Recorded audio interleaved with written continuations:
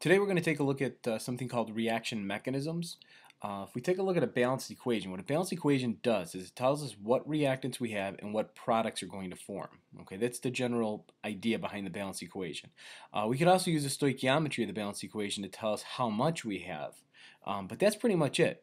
All we know from a balanced equation is what we start with and what we end with. What the reaction doesn't tell us, the equation and the reaction doesn't tell us anything about how it goes from reactants to products. We have really no insight into that based on just what is given on the balanced equation. So there's essentially no information on how a reaction is going to be produced. And that's what the mechanism is. It's a proposed idea of what we think is the step-by-step process on how a chemical reaction occurs. Okay, so that is the mechanism, the step-by-step approach. So if we take a look at this reaction here, we've got nitrogen dioxide reacting with carbon monoxide. But if we look at the experimental rate of reaction, what we can tell from the rate of reaction from the differential rate law is that if I change the concentration of nitrogen dioxide, I can change the rate. And what that means, I double this, then we know that, right? This is going to go up by an exponential value. But the question is, why doesn't carbon monoxide have any effect? Now, if we think about chemical reactions, we kind of think about the nitrogen dioxide and the carbon monoxide coming together to create the products. And based on the rate law, that doesn't look like what's happening, because if you think about it, if I put this nitrogen dioxide in the container and carbon monoxide, and they both come together to make the products, then they both should have an effect on the rate. If I double the amount of carbon monoxide, there should be enough carbon monoxide to react with more of the nitrogen dioxide to cause the reaction to speed up. But there's something going on that tells us that the carbon monoxide is not readily reacting directly with the nitrogen dioxide. And that's how we can use our rate laws to get some insight into what's going on in our chemical reaction. And let's take a look at the burning of octane. All right, burning of octane, according to the balanced equation, we need 2 of these molecules to react with 25 molecules of oxygen. How likely is it that 25 molecules of oxygen are going to collide exactly with 2 molecules of octane? Not very likely. So we have a not very good probability of that happening, and that's the idea. The balanced equation just tells us that this is what we start with and this is what we end with. There has to be something else going on in these reactions, and that's what the mechanism is going to do. Now, our mechanisms are broken up into what are called elementary steps. Okay, elementary steps are what we say is actually happening. Okay, we say that this is the actual step that is actually occurring, that these two particles in the elementary step are coming together to make those products. Okay, unlike with the overall balanced equation. Sometimes the overall balanced equation can be the elementary step, but not very likely. Okay, so the sequence of elementary steps, when we put them all together, that's going to give us our mechanism. Okay. Now we have to remember that our mechanism that we come up with is our ideas. This is our explanation of what's going on, and it has to match the observable experimental data that we have. So if there's no consistency there, our mechanism is wrong, and that's what we're going to look at in proving whether these mechanisms are possible. Okay. So here's an example.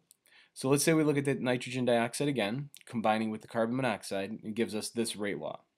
Now here's a possible mechanism, and the mechanism is the step-by-step approach of what's happening in the reaction. So we're saying that 2 molecules of nitrogen dioxide come together first. This would be our first step. So instead of these 2 coming together and forming products, these 2 actually collide together to create nitrogen trioxide and nitrogen monoxide.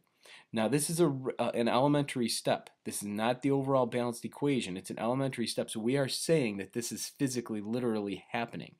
And therefore, we can write a rate law without any experimental data. I know this kind of contradicts what I said before, but what I said before was that you can never get rate laws from balanced equations. And that's true if we're talking about the overall process. The overall process, we cannot derive this rate law from the balanced equation. But we can do that with elementary steps. Why? Because we are creating these elementary steps. We are writing these from the top of our heads with some basis of the reaction, of course. I mean, it's not just completely, nonsense that we write. So we're saying that these 2 molecules collide together, therefore their rate would be squared, right, with the concentration of the nitrogen dioxide. Because if I double the nitrogen dioxide, I'm going to double them both, so the rate will go up by 4. So elementary steps, I can write the rate law directly from that.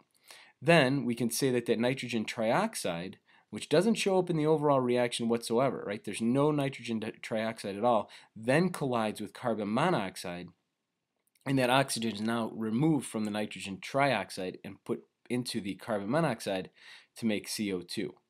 Okay, and notice what happens here is that the nitrogen dioxide that I have here and here are going to cancel out, and I'll talk about that at the end. But again, I can write another rate law for the second step. So our elementary steps, we'll talk about later, are going to actually add up to the overall reaction here.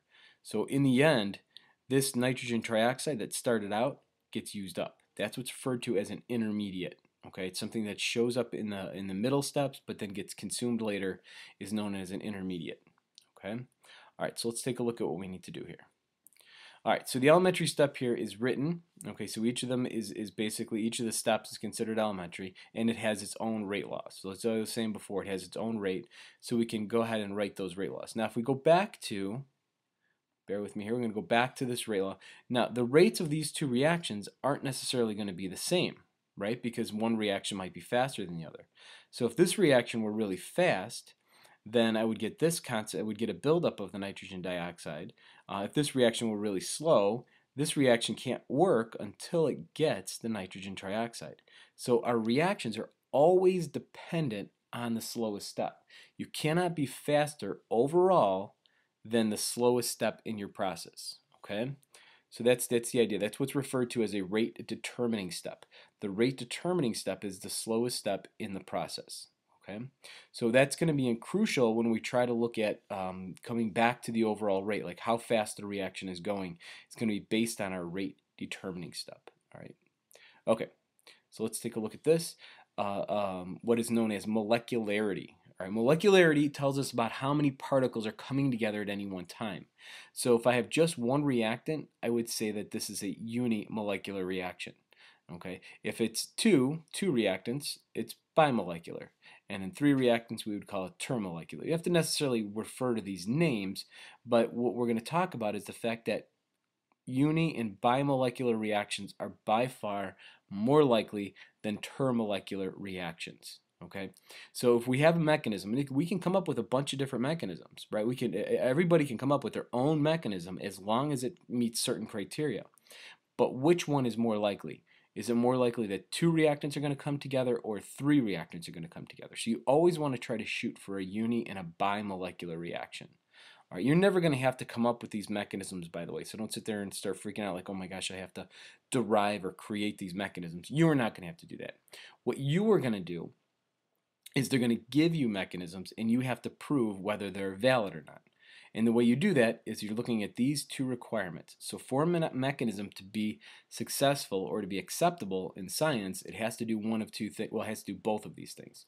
It has to sum up the elementary steps to give the overall reaction. So when you combine all of the steps, you should get the overall reaction back. And number two, the mechanism has to agree with that experimental rate law. If it doesn't do that, then we know that the reaction mechanism cannot be possible. So we're looking for these two tests is what you're going to do. And I'll show you in the next video how we're going to actually do that. Okay. So watch the next video and I'll show you how to apply these two rules to various reaction mechanisms. Thanks a lot.